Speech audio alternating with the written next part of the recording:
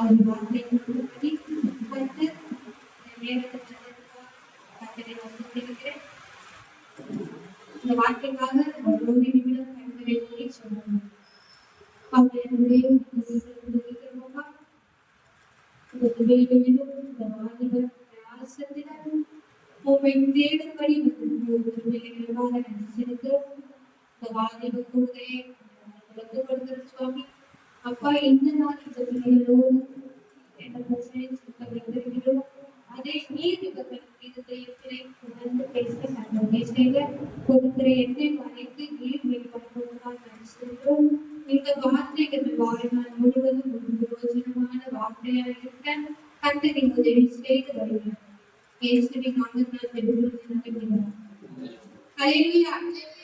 சத்தமா ஹல்லேலூயா.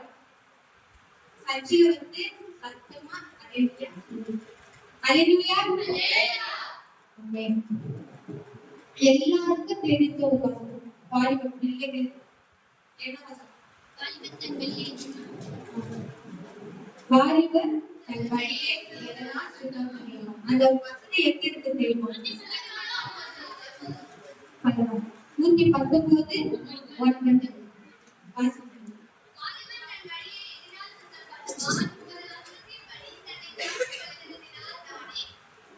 வாலிபர் தன் வழியை எதனால் சுத்தம் பண்ணுவான்? உமது வசனத்தின்படி தன்னை பார்த்துக் கொள்கிறார். சுத்தம் என்பது சுத்தம் தமிழ் இங்கிலீஷ்ல கிளீன், அப்புறம் ஹிந்தில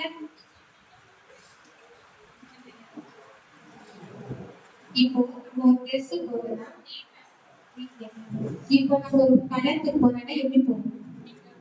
நீட்டா அலங்காரம் பண்ணிட்டு சுத்தமா நல்ல ட்ரெஸ் தான் போடுவோம். வீட்டுல இருக்கிற ஒரு நைட்டி நமக்கு சாதாரண சுடிதார் எல்லாம் போடுவோம். நல்லா சுத்தமா நம்ம பாக்குறவங்க ட்ரெஸ் சூப்பரா இருந்துச்சு அது சொல்லுறது சுத்தம். இப்போ வீடு கிளீனா குப்பையா இருந்தா நல்லா இருக்குமா? கிளீனா இருந்தா நல்லா இருக்குமா? கிளீனா இருக்கும். அதுதான் வாலிபர் தன் வழியை எதனால் சுத்தம் பண்ணுவார். அப்போ வாலிபர்னா யாரு? நீங்க தான், நாம தான். வாலிபர்னா எல்லாரும். அப்போ கர்த்தர் சொல்றாரு பாத்தீங்கன்னா சுத்தம். என்ன நம்ம கிட்ட என்ன சுத்தத்தை சொல்றாரு? ஒரு வாலிபர் முதல் பேசிட்டு நம்ம கிட்ட ஒரு சுத்தத்தை கர்த்தர் என்ன பண்றாரு? விரும்புறாரு. அவ சொல்றாங்க பாத்தீங்கன்னா உமது வசனத்தின்படி தன்னை காத்துக் கொள்கிறானே. அப்ப தேவனுடைய வசனத்தை நம்ம என்ன பண்ணுமா? காத்துக்கணும். அவருடைய வசனம் நம்ம இருதயத்துல போகும்போது அது சுத்தமா இருக்குமா? அசுத்தமா இருக்குமா? சுத்தமா இருக்கும். கர்த்தருடைய வார்த்தை நம்ம இருதயத்துல போனா அது சுத்தமா இருக்கும். அப்ப நமக்குள்ள எந்த பாவம் இருந்தாலும் அந்த வசனம் நம்ம உள்ள போகும்போது சுத்தமாயிடும். விசுவாசிக்கிறீங்களா? அப்போ கர்த்தர் சொல்ற வாலிபன் தன் வழியை எதனால் சுத்தம் பண்ணுவான்? உம்முடைய வசனத்தின்படி தன்னை காத்துவிட்டான். இப்போ கர்த்தருடைய வேதத்தில் உள்ள வசனம் எல்லாருக்கும் தெரியும். இப்ப நீங்க மனப்பாடம் பண்ணீங்க சொல்லுவீங்க. இப்போ அந்த வசனம் நீங்க சொல்லும் போது அதை உணர்ந்து படித்து சொல்லிக்கலாம். இல்ல ஏதோ சொல்லணும், ஏதோ நம்ம இன்னொரு படிக்க. அப்போ கர்த்தர் ஏதோ ஒரு விஷயத்துல நீங்க அந்த வசனத்தை படிக்கும் போது நீங்க உணர்றாங்க. இப்ப நம்ம எங்கன்னா போகும்போது கூட ஒரு இப்ப எதுனா வண்டியில ஒரு வசனம் எதை நம்ம கவலையா போகும், பயணத்துல தான் போகும். இல்ல ஏதோ துக்கம் நம்ம இருதயத்துல நம்ம போகும்போது வசனம் நம்ம பார்க்கும் போது நிம்மதி. அது ஒரு எழுத்தான நம்ம நினைக்கிறேன். அது எழுத்தான இல்ல, அது கர்த்தருடைய வார்த்தை. அது யாரோட வார்த்தை? இப்ப மனுஷன் ஒரு வார்த்தை சொன்னா அது அந்த 5 செகண்ட், அதுக்கப்புறம் அந்த துன்பம் மாறி போமா? மாறாது. அந்த துன்பம் நம்ம வாழ்க்கையிலே அப்படியே தான். ஆனா தேவனுடைய வசனத்தை நம்ம கை கொள்ளும் போது நம்ம வாழ்க்கையில இருக்கிற எல்லா விஷயமும் நம்ம பரிசுத்தமா. அப்போ வாலிபரை மட்டும் என் கர்த்தர் சொல்றாரு எல்லாரும் அந்த வசனத்தை கை கொள்ளணும். அது குறிப்பா கர்த்தர் சொல்றாரு வாலிபன் தன் வழியை. ஏன்னா இப்ப வாலிபன் அரசுங்க பாத்தீங்கன்னா எப்படி இருக்கிறாங்க? உலகம் பிரகார வாழ்க்கையில முன்னாடி முழுகி போயிருக்கிறாங்க. ஒரு சில இப்ப நம்ம சசிகார வாலிபர் பயந்து அப்ப உலகம் பிரகார வாழ்க்கை அவங்க அவங்க தனக்கு என்ன விருப்பம் இருக்கோ என்ன நம்ம வழியில போனோம் அதுதான் செய்யணும். இப்போ நம்ம சர்ச்சையில என்னன்னா நம்ம தவறு சொன்னா நம்ம என்ன பண்ணுவோம் கேட்போம்.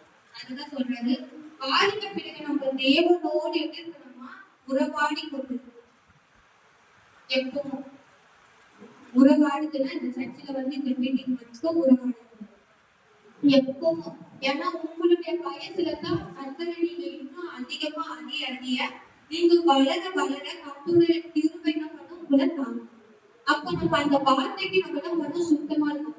இப்போ நம்மள பாத்தீங்கன்னா வாலிப வயசுல பெரிய பாவமான காரியம் இப்ப கர்த்தர் அறியாம அந்த பாவமான காரியத்துல நம்மள என்ன இருக்கும் இருக்கு. ஆனா கர்த்தர் நம்ம என்ன பண்றாரு தெரிந்து கொண்டார். அவர் வசனத்தை நமக்கு கொடுத்திருக்கிறார். அப்போ நம்ம எப்படி இருக்கணும் அவருடைய பிள்ளைகள் சுத்தமா இருக்கணும். நம்ம வீடு கிளீனா இருந்தா மத்தவங்க நம்ம கிளீனா நினைச்சோம். அப்ப நம்ம இருதயம் நம்மளுக்கு எப்படி இருக்கு கிளீனா இருக்கா அந்த வசனம் தான் இதுல சொல்றாங்க. அதே போல யோவான் 17:14-17 வரை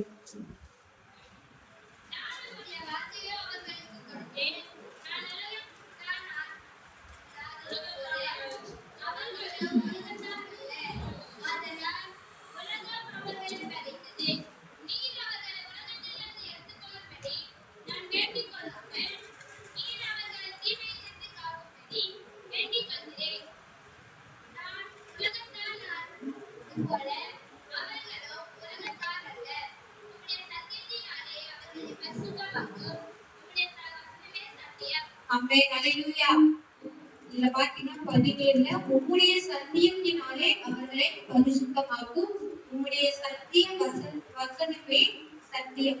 அவர் வசனம் எப்படி இருக்கா சத்தியமா இருக்கா ஜீவனா இருக்கா உண்மையா இருக்கா. அப்போ நம்ம இந்த உலக பிரகாரத்துல நம்ம இருந்தாலும் அவருடைய வசனத்தை நம்ம என்ன பண்ணணும் கை கொள்ளும் போது அவர் முன்பாக நம்ம எப்படி இருக்கணும் பரிசுத்தமா இருக்கணும். நம்ம பாவத்துல அதுக்காகபடி ஒவ்வொரு நாளும் தேவனுடைய பிள்ளைகள் எப்பொழுது எப்படி இருக்கணும் பரிசுத்தமா இருக்கணும். தங்களை பரிசுத்தமா அப்போ நம்மளை பரிசுத்தமாக்குறது எது நம்ம இப்போ குளிச்சா கிளீன் ஆயிடும் அதுக்கு பரிசுத்தம் இல்லை. நம்ம இருதயம் எப்படி இருக்கணும் பரிசுத்தமா இருக்கணும். அதுதான் கர்த்தருக்கு சித்தம். நம்ம இந்த வாலிப பிரயாணத்துல யாரும் மேற்கொள்ளணும் பிசாசு வாலிப பிள்ளைகளை தான் நம்ம மேற்கொள்ளணும். ஏதோ ஒரு விஷயத்துல காரியத்துல நம்மள நம்ம வாலிப பிள்ளைகளை நம்ம பிசாசு மேற்கொள்ளணும். அப்போ நம்ம மேற்கொள்ளனே நம்ம என்ன பண்ணணும் தேவனுடைய வசனத்தை நம்ம என்ன பண்ணணும் கை கொள்ளணும். அந்த வசனத்தின் படி நம்ம என்ன பண்ணணும் பரிசுத்தமாகணும். அவர் சமூகத்துல நம்ம எப்படி இருக்கணும் பரிசுத்தமாகணும். இப்போ நம்ம சர்ச்சைக்கு போனோம்னா ஜென்ரலா நான் வசனத்தை நான் நோட் பண்ணத சொல்றேன். இப்போ இப்படி வந்தீங்கன்னா அப்படியே நம்ம டிரான்ஸ்லேஷன் பண்ணிக்கலாம். இப்போ நம்ம சர்ச்சைக்கு வரோம் வந்துட்டு இப்போ நம்ம இப்ப இருக்கிறோம்னா நம்ம உண்மையா கட்டுறாங்க யாராவது உண்மையா கவலையில தட்டுறீங்க கை தட்டுது கை தூக்க சொன்னா டாக்டர் தான் ஏன்னா அதெல்லாம் நான் செஞ்சிருக்கேன். அப்போ நம்ம அதை செய்யும் போது கண்ணுக்கு அது சித்தமா இருந்தாலும் இல்ல.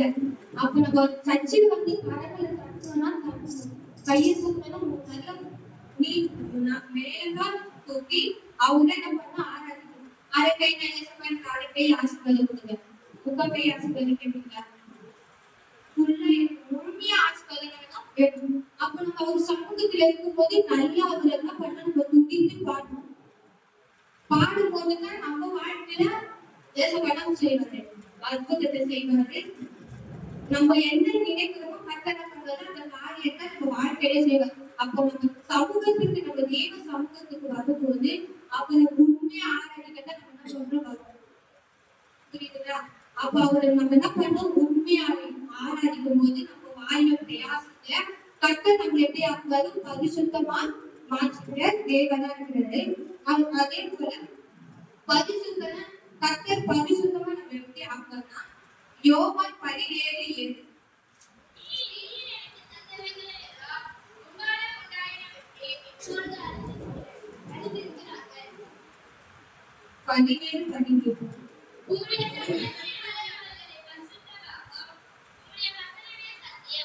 உம்முடைய சத்தியத்தினாலே வசனமே சத்தியம் சொல்றார். அப்ப பரிசுத்தத்தின் எதுனா அப்ப தேவனுடைய வார்த்தையை தவிர நம்ம வாழ்க்கையில எதுவுமே பரிசுத்தம் இல்லை. அப்ப அந்த வார்த்தையை நம்ம கை கொள்ளும் போது நம்ம எப்படி இருக்கணும்? பரிசுத்தமா இருக்கணும். இந்த ஜென்ரலா எல்லாம் போன் பார்ப்பாங்க. அதுல வந்து எல்லா கையிலும் போன் இருக்காங்க. நம்ம போன் எப்படியே பார்க்கணும். அப்ப அந்த போன்ல வந்து நம்ம நல்ல விஷயங்களை பார்க்கணும். அதுதான் நம்ம ஏதோ டிராவல் பார்ப்போம், ஏதோ ஒரு சின்ன விஷயத்துக்கு எதுக்கும் பார்ப்போம். ஆனா அந்த போன்ல நம்ம பரிசுத்தத்தை பார்க்கணுமா? அதுதான் இப்போ பரிசுத்தம் இல்லாத காரியத்தை நம்ம என்ன பண்ணக்கூடாதா? செய்யவே கூடாது. நம்ம யாரும் பார்க்கலன்னா நம்ம நினைக்கலாம், ஆனா கர்த்தர் நம்ம என்ன பண்றேன்னு பார்க்கணும்.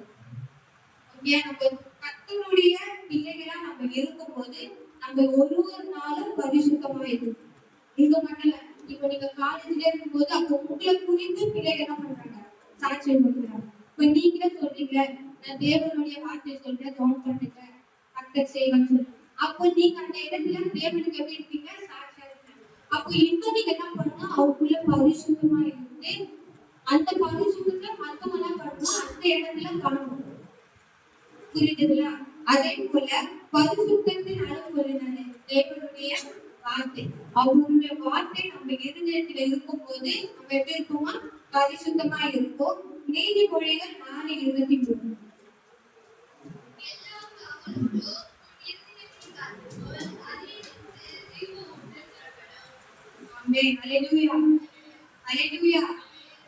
என்ன சொல்றாங்க? எல்லா காவலோடும் உன் இருதயத்தை என்ன பண்ணணுமா?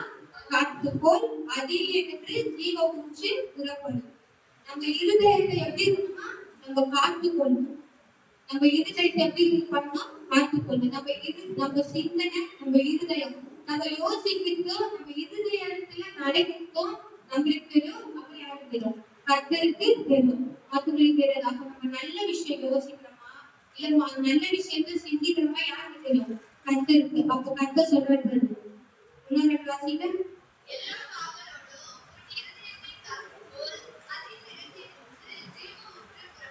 அம்மே எல்லா வச்சிலிருந்து நம்ம இருதயத்தை என்ன பண்ணணுமா? காத்துக்கொள்ளணும். எல்லா தீமையான காரியத்திலிருந்து பாவமான இந்த உலக வாழ்க்கையிலிருந்து நம்ம எப்படி பண்ணணும்? நம்ம இருதயத்தை காத்துக்கொள்ளணும். நம்ம அதை காத்துக்கொள்ளும் போது பிசாசானவங்க என்ன பண்ணுவாங்க? அதை கெடுக்க அகற்றிடுவாங்க. ஆனா இருந்தாலும் நம்ம காத்துக்கொள்ளும் போது நம்ம இருதயத்திலிருந்து என்ன புறப்படும்? ஜீவ மூச்சு புறப்படும். என்ன புறப்படும்? ஜீவ மூச்சு. அப்ப நம்ம இருதயத்தை எல்லா காரியங்களிலும் நம்ம என்ன பண்ணணுமா? காத்துக்கொண்டு கர்த்தருக்கே நம்ம எப்படி இருக்கணும்? காத்துக்கொண்டு இருக்கணும்.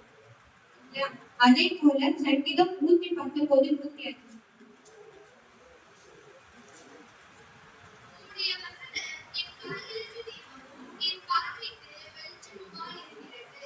ஆமென். உம்முடைய வசனம் ஆமென். வெளிச்சம் என்னது? லைட். வெளிச்சம். அந்த லைட் இப்போ இருந்தா அந்த இடமே ஆயிடும் வெளிச்சம். அப்ப அந்த வெளிச்சத்தை நம்ம வாழ்க்கையில வந்து நம்ம வாழ்க்கை எப்படி இருக்கும்? பிரகாசமா ஏசப்பாய் உலகத்துல உருவாக்கும் போது எதுக்காக இல்ல என்ன பண்ண வெளிச்சத்தை உண்டாக்குறாரு. உம்முடைய வசனம் என் கால்களுக்கு தீபமும் என் பாதைக்கு எப்படி இருக்குது? வெளிச்சமா இருக்கு.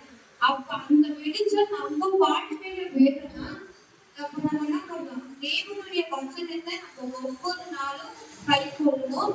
அதன்படி நம்ம என்ன பண்ணணும்? நடக்கணும். எல்லா இந்த உலக பாவ காரியங்களில் இருந்து நம்ம என்ன பண்ணணும்? விடுதலை பெறணும். உண்மையா அவர் என்ன பண்ணணும்? ஆராதிக்கணும், துதிக்கணும். ஓகேயா? அப்பதான் வாலிபன் எதனால் தன் வழியை சுத்தம் செய்வான்? தேவனுடைய வசனத்தின் வழி. அப்ப நம்ம ஒவ்வொரு நாளும் சுத்தமா இருக்கணும். உங்களுக்கு இப்ப காலேஜ் போறீங்க, ஸ்கூல் போறீங்க, அங்கே படிக்க முடியும். ஆனா அவருடைய வசனத்தை நீங்க மனப்பாடம் பண்றீங்க. அப்ப அந்த வசனம் உங்க இருதயத்துல இருக்குல்ல. அப்ப அந்த வசனத்தை நம்ம ஏதோ சமயத்துல ஏதோ துக்கம், ஏதோ இப்ப எக்ஸாம் பண்ண கூட ஏதோ ஒரு கொஸ்டின் வந்துச்சு. இப்ப படிக்காத கொஸ்டின் வந்து என்ன பண்ணிக்கிறேன்? எதெல்லாம் ஒரு வாசனை சொல்லுவாங்க, பயப்படாதே நான் உன்னுடனே இருக்கிறேன். ஏதோ ஒரு காரியத்தை நீங்க என்ன பண்றோம்? அந்த இடத்துல இப்ப உங்க ஃப்ரெண்டு கேட்பீங்களா? கொஞ்சம் கேட்க முடியாத இடத்துல. அப்ப அந்த இடத்துல உங்களுக்கு ஹெல்ப் பண்றவங்க யாரு? கர்த்தர். அப்போ நீங்க அந்த வசனத்தை வசனத்தை நீங்க படிச்சு நம்ம இருதயத்துல இருக்கும்போது நம்ம வாழ்க்கையே எப்படி இருக்குமா? பிரகாசமா இருக்கும். அந்த ஒளியை யாராலும் இருக்காங்க முடியாது. அந்த லைட் அமைக்க முடியுமா? கரண்ட் போகுமா? இதை சுவிட்ச் என்ன பண்ணலாமா? அந்த வெளிச்சம் நம்ம வாழ்க்கையில வரணும்னா கர்த்தரை நம்முடைய வசனத்தை நம்ம ஒவ்வொரு நாளும் கைக்கொள்ளணும். இப்போ பாவத்துல இருந்து விடுதலை. பாவம்னா இப்போ பைபிள் வந்து பாவத்துல இருந்து விலகி ஓடுனது யாரு? பாவத்துல இருந்து விலகி ஓடுன அவங்க சகோதரனால நிந்திக்கப்பட்டு அவர் வெளியே வந்து அந்த இடத்துல அவர் என்ன பண்ணாரு? அந்த பாவத்துக்கு உட்படாம என்ன பண்ணாரு? அந்த இடத்துல கர்த்தருக்கு உண்மையா இருந்தாரு. அவருக்கு அந்த பாவம் செஞ்சுட்டு அவர் எப்படி இருந்திருக்காரு? ஆனா என்ன பண்ணாரு? பாவத்துக்கு வெளியே விலகி சென்றார். ஆனா அவருக்கு தண்டனை கிடைச்சதுல அந்த காரியம் அவர் செய்யறது செஞ்சு அந்த படி மீன் படி அவர் மேல வரும்போது அவருக்கு அந்த இடத்துல தண்டனை வந்துச்சு. ஆனா அவருக்கு கர்த்தர் எதுவுமே சொல்லல. அப்ப கூட அவர் என்ன பண்ணாரு? உண்மையா இருந்தாரு. அப்ப அவங்க உண்மையா இருக்கும் போது அவர் உயர்த்தப்பட்டாரா இல்லையா? உயர்த்தப்பட்டார். இப்ப நம்ம வாழ்க்கையில அந்த சூழ்நிலை வரும்போது நம்ம என்ன பண்ணோம்? அந்த பாவத்துல இருந்து விலகி நம்ம போகணும். அப்ப நம்ம செய்யும் போது கர்த்தர் நம்மளுக்கு ஏதோ இடைஞ்சல் வரும். அது செய்யலன்னா எதுனா ஒரு இன்பெக்ட் வரும். இப்ப நம்ம வீட்டுல கூட ஒரு ரசிக்கப்படாத சர்ச்சைக்கு போகாத சொல்லுவாங்க, எப்படின்னா சொல்லுவாங்க. ஆனா அந்த இன்பனான சூழ்நிலையில நம்ம என்ன பண்ணணும்? அதுல இருந்து நம்ம விலகி இருக்கணும்னா கர்த்தருடைய வசனத்தை நம்ம ஒவ்வொரு நாளும் என்ன பண்ணணும்? கை கொள்ளணும். இப்ப அதே வசனத்தை வாசிக்க சங்கீதம் 119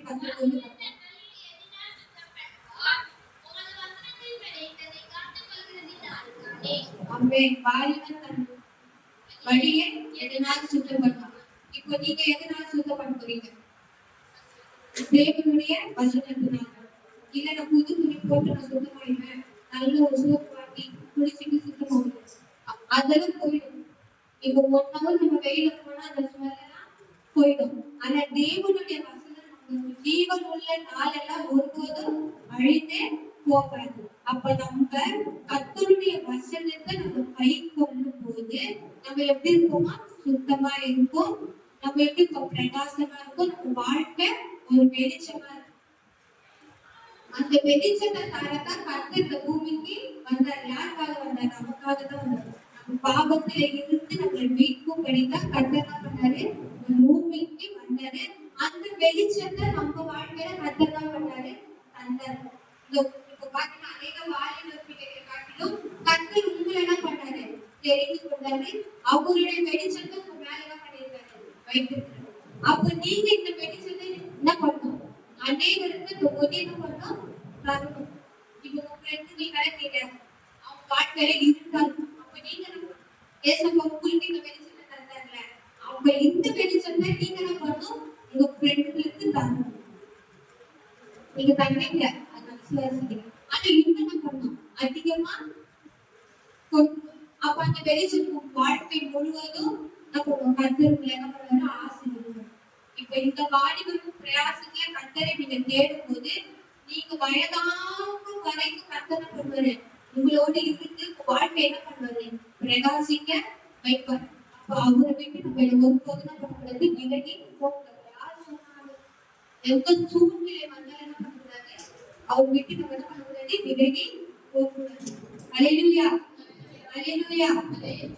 கர்த்தர் இந்த வார்த்தையிலும் உங்களோடு பேசின கிருபைக்காக நான் நன்றி செலுத்துகிறேன். எல்லா கண்களை மூடி நன்றி இந்த நாளிலும் வார்த்தையை கொண்டு பிள்ளைகளுக்கு நடத்தினதற்காக வாலிபன் தன் வயது எதனால் சொல்லியிருப்பார்? அந்த வார்த்தைப்படி இந்த பிள்ளைகளை நீர் வசத்தினால பேச்சு ஆற்றினதுக்காக நன்றி. இன்னும் அதிகமாக இந்த பிள்ளைகள் ஒவ்வொரு வளர கத்தரிக்க உதவி செய்வாங்க. இவர்கள் வாழ்க்கையில இருக்கிற எல்லாவற்றையும் நீங்க மாற்றி வெளிச்சத்தின் ஆவியை இந்த பிள்ளைகளுக்கு நீ தந்ததுக்காக நன்றி. இந்த பிள்ளைகள் வாழ்க்கையில இருக்கிற பிரகாசத்தை அநேகர் பெற்றுக்கொள்ள கத்தரிக்க உதவி செய்யுங்க. அவர்கள் போகிற இடமெல்லாம் அந்த பிரகாசத்தை ஒவ்வொருவரும் காணணுமா?